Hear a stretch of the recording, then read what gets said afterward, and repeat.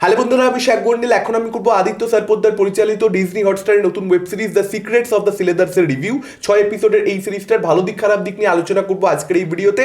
On average 30 থেকে 40 minute প্রত্যেকটা এপিসোডের লেংথ, ফলত 3 ঘন্টার সামান্য বেশি সময় আপনারা খরচা করলেই এই সিরিজটা দেখে ফেলতে পারবেন। এখন কেমন হলো সিরিজটা দেখুন। যেহেতু আদিত্য স্যার পোদ্দার এই সিরিজের পরিচালক, যে কারণে এক্সপেকটেশন আমার একটু বেশিই ছিল, কারণ তিনি মুঞ্জিয়ার মতন ছবি বানিয়েছেন, স্পেশালি তিনি জম্বি ভ্যালির মতন ছবি বানিয়েছেন, যে কারণে তার থেকে একটা বেশি এক্সপেকটেশন সবসময় থাকে। এখন সেটা কি ফুলফিল হলো?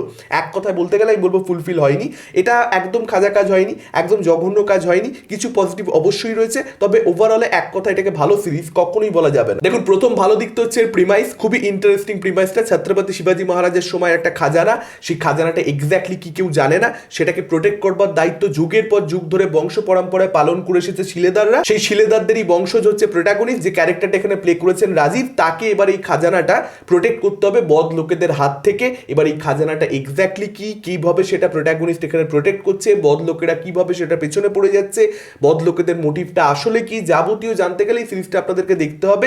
শুনেই বুঝতে পারছেন যে প্রিমাইসটা খুব ভালো, এটাকে নিয়ে খুব ভালো একটা সিরিজ বা সিনেমা হতে পারে। সাবজেক্টটা যেহেতু খুব ইন্টারেস্টিং, প্রিমাইসটা ভালো, যে কারণে কিন্তু অডিয়েন্স হিসেবে আমি জুড়েছিলাম প্রথম থেকে, এবং টু দি পয়েন্ট চলে, মানে কোথাও কিন্তু অডিয়েন্সকে বোর করবে না। সেটার একটা খারাপ দিক রয়েছে, আমি পরবর্তীতে আসছি, কিন্তু নর্মাল অডিয়েন্সের জন্য এটাই সব থেকে বড় পজিটিভ, যে গল্প মুভ করতে থাকে, ক্রমাগত প্লটে কিছু না কিছু হচ্ছে, প্রচন্ড হ্যাপেনিং একটা সিরিজ।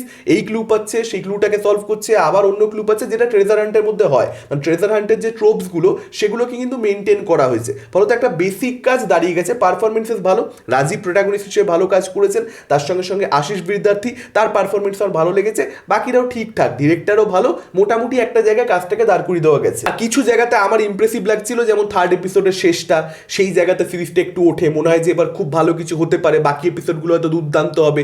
সেরকমটা যদিও হয় না, আবার ক্লাইম্যাক্সে গিয়ে একটু বেটার হয়ে যায়, সেই জায়গাটা দেখতে ভালো লাগে। তো কিছু জায়গাতে সামান্য কিছু হাই রয়েছে, কিছু ইন্টারেস্টিং জিনিসপত্র ঘটে, এইটুকুই। এবার সিরিজটার খারাপ দিক প্রচুর। দেখুন, প্রথম কথা হচ্ছে এটা সিরিজ বানানোর চেষ্টাই করা হয়নি। মানে এটাকে আপনি একটা সিনেমা হিসেবেই রাদার দেখতে পারেন, একটু বড় সিনেমা, কিন্তু সিনেমা। সিরিজ বলতে যেটা আমরা বুঝি যে ক্যারেক্টার ডেভেলপমেন্ট থাকবে, ক্যারেক্টারকে প্রপারলি এস্টাবলিশ করে তারপর মূল প্লটে ঝাঁপ দেওয়া হবে। এখানে সেসবের ধারি ধারা হয়নি, এখানে কোনো প্রো অডিয়েন্সকে টার্গেট করাই হয়নি। আপনি সিরিজটা দেখলে পরিষ্কার বুঝতে পারবেন যে খুব সাধারণ যে দর্শক, যাদের এক্সপোজার কম, তাদেরকে টার্গেট করা হয়েছে। সেরকম প্রচুর দর্শক তো আসলে থাকে একটা ওটিটি প্ল্যাটফর্মের কাছে, যে কারণে তারা তাদেরকে মাথায় রেখে বেশ কিছু কন্টেন্ট আনে। এটা যেরকম বাংলার ক্ষেত্রে সত্যি, হিন্দির ক্ষেত্রে সত্যি। বিশেষ করে হটস্টারে যেহেতু ক্রিকেটের জন্য একটা আলাদা করে অডিয়েন্স রয়েছে, তাদের জন্য চলো একটা কিছু বানিয়ে দিই, সেরকম একটা টার্গেট করে বানানো। মানে আদিত্য স্যার পোদ্দারের ডিরেক্টর হিসেবে টাচ খুব একটা বেশি এখানে দেখতে পাওয়া যায়নি। সে জাস্ট ডেলিভার করে দিচ্ছে, ডিরেক্টর হিসেবে ম্যানেজারের মতন করে সে জাস্ট কাজ করে দিয়েছে। সিরিজটা দেখলে একদম পরিষ্কার, কোনো ক্যারেক্টারকে আপনি চিনবেন না, জানবেন না, বুঝবেন না। সাপোর্টিং ক্যারেক্টার তো ছেড়েই দিন, আপনি প্রোটাগনিস্টকে, এখানে রাজীব যে ক্যারেক্টারটা প্লে করছে, তার ওয়ার্ল্ড সম্পর্কেও কোনো এস্টাবলিশমেন্ট নেই। সেই ক্যারেক্টারটা কি পছন্দ করে, কি পছন্দ করে না, মানুষ হিসেবে সে কীরকম, কিছু বোঝবার উপায় নেই, জাস্ট উপায় নেই। ওয়েব সিরিজের যে বেসিক জায়গাগুলো, যে ক্যারেক্টারকে ধরে বেঁধে এস্টাবলিশ করতে হবে, সেটা এখানে করবার কোনো রকম প্রচেষ্টা নেই। একদম প্রথম মোমেন্ট থেকে গল্প গল্প গল্প গল্প, কিছু না কিছু ইভেন্ট ইভেন্ট ইভেন্ট ইভেন্ট, মানে কোথাও কোনো ব্রিদিং স্পেস নেই। একটা ফাস্ট পেসড এডিট, মানে একদম ইন্টেনশনালি করা, যে অডিয়েন্সকে একটা মানে একটা থ্রিল দেবো, একদম টানা গল্প চলছে, গল্প গল্প গল্প গল্প, সেরকম একটা ফিলিং দেবো। এবার সেটা ওয়েব সিরিজ ফরম্যাটে চলে না, এটা সিনেমার মধ্যে অনেক ক্ষেত্রে তবুও চলে যেতে পারে, যদিও সেটাও কোথাও একটা আমি খারাপ দিকই বলবো। মানে সিনেমার মধ্যেও যদি এরকম একটা ন্যারেটিভ স্টাইল হয়, তাহলে সেটাকে আমি ক্রিটিসাইজই করবো, কারণ ব্রিদিং স্পেস দরকার। কোথাও একটা ক্যারেক্টারগুলোর সঙ্গে অডিয়েন্স রেজনেট করবে, ক্যারেক্টারগুলোর লাইফে অডিয়েন্স ইনভেস্টেড হয়ে যাবে।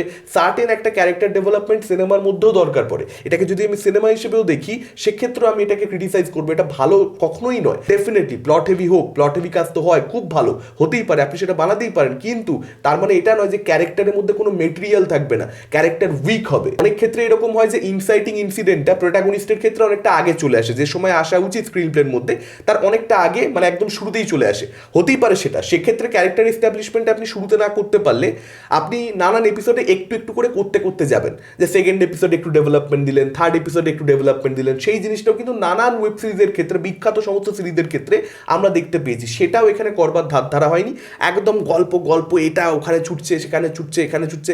এবং যেহেতু গল্পটা প্রচণ্ড বেশি ট্রাভেল করে, সেটা মেবি অনেক দর্শককে প্লিজ করবে। মানে যেগুলো আমি সমালোচনা করছি, সেটার জন্য অনেক সাধারণ দর্শকের, যাদের এক্সপোজার নেই, তাদের অ্যাকচুয়ালি কন্টেন্টটা ভালো লাগবে, সেটাও আমি একদম নিশ্চিত। ছত্রপতি শিবাজি মহারাজের খাজানা নিয়ে সিরিজ, সেটা যে ধরনের ইতিহাস বলা উচিত, মানে যতটা ইন্টারেস্টিং সেই ইতিহাসটা হওয়া উচিত, সেই ইতিহাসটা অত বেশি ইন্টারেস্টিং নয়। নানান জায়গায় বহু পুরনো ঘটনা বলা হচ্ছে যেটাকে আমরা ইতিহাস বলি, যে সেই সময় ওটা হয়েছিল, ওই সময় ওটা হয়েছিল, যে কারণে এখন এরকমটা আমরা দেখতে পাচ্ছি। সেই ইতিহাসগুলো ইন্টারেস্টিং নয়, প্রচণ্ড বেশি প্রেডিক্টেবল। একদম প্রত্যেকটা মোমেন্টে কি হতে চলেছে ধরতে পারা যায়, যে আচ্ছা এটাই দেখাবে সেটাই দেখাচ্ছে, কোন ক্যারেক্টারটা পাল্টি মারবে সেটাও একদম পরিষ্কার, কে ভালো কে খারাপ একদম পরিষ্কার, যে কে একরকম দেখাচ্ছে এ কিছুক্ষণ বাদে অন্যরকম একটা রূপ দেখাবে নিজের, একদম সেটাই হচ্ছে। অর্থাৎ জলবত্তরলম, মানে প্রো অডিয়েন্সের জন্য এই সিরিজটা একেবারে নয়। একদম সাধারণ দর্শকের জন্য, আমি কাউকে খাটো না করে বলছি, মানে এক্সপোজার না থাকা অন্যায় নয়, তাদের জন্য কিন্তু মনে হতে পারে যে খুব থ্রিলিং কিছু, খুব টান কিছু দেখলাম। আপনাদের কি মতামত, যারা দেখেছেন তারা ডেফিনেটলি কমেন্ট করে জানাতে পারেন। এটা আমার কাছে ভালো কাজ নয়। এই ভিডিওটা ভালো লাগলে লাইক করতে পারেন, শেয়ার করতে পারেন। আমাদের চ্যানেল নতুন হলে চ্যানেলটাকে অবশ্যই সাবস্ক্রাইব করতে পারেন। আজকের মতন টাটা, চোখ রাখুন পরবর্তী ভিডিওতে।